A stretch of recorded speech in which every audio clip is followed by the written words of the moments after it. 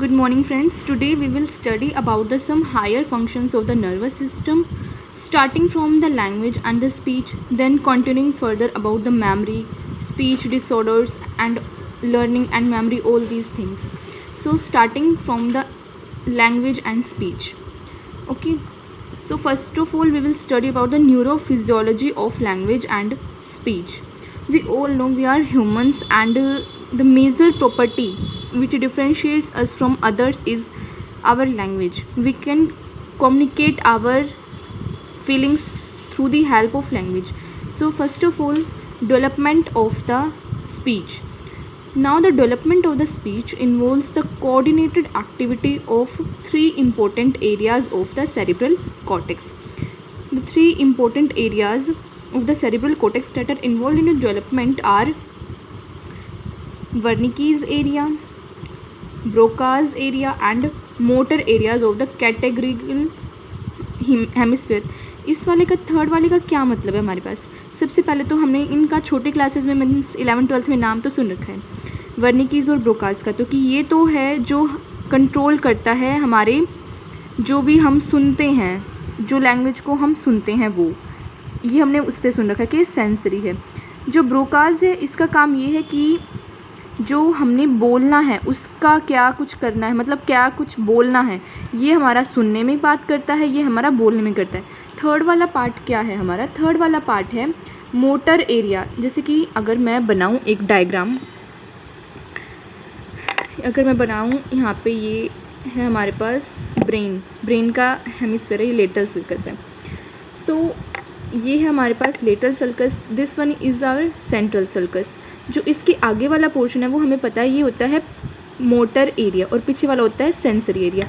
तो जो motor area है, अब हमें आगे हम बात करेंगे सेरिब्रल डोमिनेंस के बारे में इसी लेक्चर में. जो सेरिब्रल मतलब डोमिनेंसी क्या होती है? डोमिनेंसी मतलब एक चीज़ कोई ज़्यादा इफ़ेक्ट डाल रही है अपना, मतलब एक का काम थोड़ा ज़्यादा मेजर है. सो जिस इंसान में मतलब अधिकतर 95% लोग होते हैं जिनका लेफ़्ट सेरिब्रल हेमिस्फीयर डोमिनेंस होता है, ठीक है. मतलब एक्सेप्शंस, मतलब 95 में तो लेफ़्ट होता है, बाकी बचे हुए में 5 में हमारे पास राइट हो जाता है और कईयों में तो दोनों हेमिस्फीयर ही डेवलप हो जाते हैं. But this is not our point of concern. Our point of concern is that in the 95% of the cases the left cerebral hemisphere is more dominant.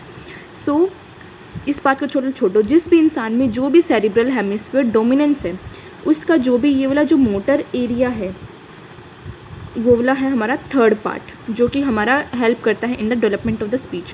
So development of speech में सबसे पहले हमें 3 areas पता होने चाहिए, वर्निकीज area, Broca's area और ये जो मोटर एरिया है ये वाला. सो सबसे पहले हम देखते हैं कि जो चाइल्ड होता है उसमें स्पीच की डेवलपमेंट कैसे होती है. वो होती है इन the form of 2 stages, stages 1 and the stage 2. First stage क्या होती है? इन द फर्स्ट स्टेज, पहले हम फर्स्ट देखेंगे फिर हम सेकंड देखेंगे. इन दिस में मतलब इन फर्स्ट स्टेज में जो हमारे पास मतलब कि अगर हम बच्चे को कैसे सिखाते हैं, एक्सटर्नल वर्ल्ड है जो भी, मतलब उसमें जो भी चीज़ें प्रेजेंट है, मान लो हमें बच्चे को सिखाना ही है, पहले तो बात होनी चाहिए कि इसमें एसोसिएशन होती है सर्टेन वर्ड. देखो बच्चा है, बच्चे को हमने सिखाया एप्पल वगैरह के बारे में हमें सिखाना है, तो हम बच्चे को दिखाएंगे एप्पल वगैरह, उसको वो देखेगा, विजुअल होएगा सबसे पहले, तो उसको टच करेगा, टेक्टाइल, उसके बारे में हमसे सुनेगा कि इसको क्या बोलते हैं, एप्पल.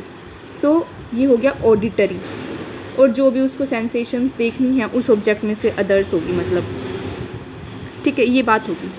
इस फर्स्ट स्टेज में होता है उसने इन सब चीज़ों को देखा, उसको विजुअली देखा उस चीज़ को, उसने टच करा, उसने इसके बारे में सुना, और जो भी अलग चीज़ें उसकी स्मेल वगैरह जो भी देखना उसको वो देख लिया. ये हो गया हमारी first stage. In the second stage what we have the, इसमें हम एस्टेब्लिश करते हैं न्यू न्यूरोनल सर्किट. अब एप्पल है, बच्चे ने एक बार देख लिया एप्पल होता है, रेड कलर का होता है, जो कुछ होता है, उसने देख लिया कि एप्पल का डेफिनेट मीनिंग देख लिया, जो भी एप्पल से अटैच है, मतलब ये ऐसा दिखता है, उसने इसकी अपनी इमेज बना ली, ठीक है. तो फिर जो उसने इमेज तो बना ली, उसने इमेज तो बना ली, पर अब हमें ये देखना है कि मैं दोबारा से एक बार ये स्ट्रक्चर बनाती हूँ दिमाग मतलब हेमिस्फीयर का।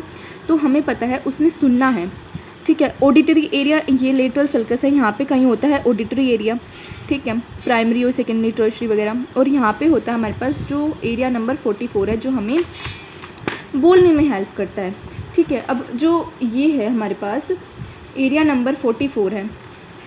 अब हमें सबसे पहले बोलना है कि सेकंड फेज़ में होता है कि बच्चे को इस नाम को बोलना आना चाहिए। तो उसके लिए न्यूरोनल, मैंने बोला यहाँ पे एस्टेब्लिश होंगे न्यूरोनल सर्किट।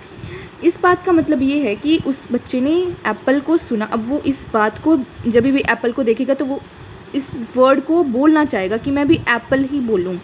तो सबसे पहले उसने एस्टेब्लिश करना रिलेशन बिटवीन द, जैसे कि उसके कानों में, मतलब जो भी उसका ऑडिटरी एरिया है जहाँ से उसने सुना, और जहाँ पे उसका ये ब्रोकाज एरिया है बोलने वाला, ये है ब्रोकाज एरिया, और यहाँ पे है ऑडिटरी एरिया। तो जब उसने सबसे पहली बात ये बात सुनी फर्स्ट स्टेज से, अब इन दोनों के बीच में रिलेशन एग्जिस्ट हो गया न्यूरोनल सर्किट का, इसके ऑडिटरी एरिया में और मोटर स्पीच एरिया में, ताकि वो जो बच्चा है इस वर्ड को प्रोनाउंस कर सके जो इसने सीखा है। ये हो गया हमारे पास हमारा डेवलपमेंट ऑफ द स्पीच। अब आते हैं मैकेनिज़्म ऑफ स्पीच पे और स्पीच सेंटर पे। सबसे पहले स्पीच हमारे पास हम दो तरीके की होती है स्पीच, एक तो होती है स्पोकन और एक होती है रिटन। अब इस बात का क्या मतलब है, अब मैं आपको बोल रही हूँ या आपको सुन रहा है, ये तो हो गया आपकी स्पोकन। पर जो इस बुक पे जो भी वर्ड्स वगैरह लिखे हुए हैं, ये सभी आपके माइंड में जाके वही इफ़ेक्ट डाल रहे हैं जो ये स्पीच के थ्रू जो मतलब जो मैं बोल रही हूँ उससे भी वही इफेक्ट जा रहा है। अगर मैं यही बात, एक तो मैं बोलूँ मैंगो, और अगर मैं एक लिखूँ मैंगो, इस विजुअल मतलब जो भी विजुअली लिखा हुआ है इसको पढ़ के देखा, तो दोनों का सेम ही मीनिंग आपके ब्रेन में, मतलब वही आपके ब्रेन इसको समझेगा कि मैंगो लिखा हुआ है ये। So in this way we have two types of speech, spoken and written. Now the spoken speech involves understanding of the spoken word as well as expressing ideas in the form of, मतलब कि पहले तो spoken speech में मतलब पहले हमने उसको सुना और फिर हमने उसको बोला, ठीक है, ये हो गया स्पोकन स्पीच। रिटन स्पीच में भी हमारे पास वही दो कंपोनेंट आ गए। इसमें भी पहले हमने समझा और फिर उसको एक्सप्रेस करा in the form of written words. पहले मैंने देखा लिखा हुआ क्या लिखा हुआ है, फिर मैंने उसको लिखा, ठीक है, ये हो गया हमारे पास। ओके, तो जो मैकेनिज़्म है हमारे पास स्पीच का, वो इन्वॉल्व करता है हमारे पास coordinated activities of the central speech apparatus and peripheral speech apparatus. इस बात का क्या मतलब हुआ, सेंट्रल स्पीच अपरेटस, और हमारे पास दो मैंने वर्ड बोले हैं, central speech apparatus and peripheral. जो सेंट्रल स्पीच अपैरेटस है, मतलब कि जो हमारे पास ये जो कोटेक्स मतलब ये हुआ ना सेरिब्रल, जो हमारे पास सेरिब्रल हेमिस्फीयर है उसका जो कोटेक्स है वो, तो एक तो वो है सेंट्रल स्पीच एरिया। मैकेनिज़्म क्या है अगर हम बोलें तो, कि सबसे पहले उसका जो सेंट्रल है, मतलब जो मेन है इसका, वो कहाँ है, ये ब्रेन में। और पेरिफेरल स्पीच अपरेटस, जैसे कि हमारे जो भी लैरिंग्स हैं, साउंड बॉक्स मतलब इसी को बोलते हैं, साउंड बॉक्स हुआ, फेरिंग्स हुआ, माउथ हुआ, नेजल कैविटी हुई, टंग्स हुए, लिप्स हुए, इन सभी का प्रॉपर कोऑर्डिनेशन होना चाहिए हमारे रेस्पिरेटरी सिस्टम के साथ, ताकि हम अपनी वॉइस प्रोड्यूस कर सकें। सो सेंट्रल स्पीच मैकेनिज़्म में क्या आएगा, हमारे पास प्रॉपर कोऑर्डिनेशन होना चाहिए between the central and the peripheral speech. मतलब कि अगर हमने कोई बात सुनी, वो सुनी हमने, ऑडिटरी एरिया में गई वो, उसके बाद हमारा इंटरप्रेट वगैरह सब एनालाइज वगैरह हो गया, उसके बाद वो गया ब्रोकाज एरिया में। इन द ब्रोकाज एरिया ये हो गया हमारा सेंट्रल अपरेटस, और उसके बाद जो हमें बोलना है वो बोलना, तो हमें ये तो है नहीं हमने सोच लिया और बोल दिया, ऐसा तो होगा नहीं, हमें अपने माउथ को हिलाना पड़ेगा, मतलब लैरिंग्स वगैरह को वर्क करना पड़ेगा, तो वो आते हैं हमारे पेरिफेरल स्पीच अपैरेटस में, ठीक है, ये हो गया। पर हम इसको, मैंने बोला ना, हमने इसको स्पोकन और रिटन दोनों फॉर्म में करना है, तो हम इसको पढ़ेंगे भी दोनों फॉर्म में इन द नेक्स्ट पार्ट।